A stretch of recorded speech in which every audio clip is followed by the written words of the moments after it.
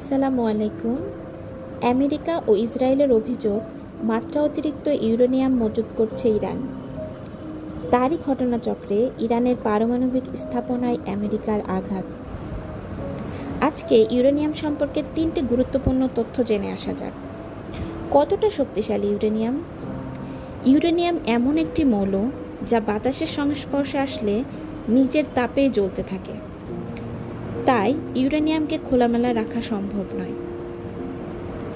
সাধারণত যে তেলকে জ্বালানি হিসেবে ব্যবহার করা হয় তার সাথে তুলনা করলে বলা যায় 15 লক্ষ লিটার তেল যে পরিমাণ শক্তি উৎপন্ন করে 1 কেজি ইউরেনিয়াম থেকেই সেই পরিমাণ শক্তি পাওয়া যায়।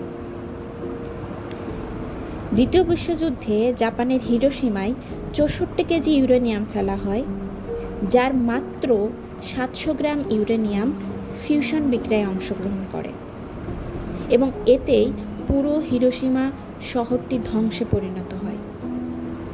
এবং জানা যায় এখনও অনেক শিশু ওই তেজস্ক্রিয়তার প্রভাব নিয়ে জন্মগ্রহণ করে। ধন্যবাদ।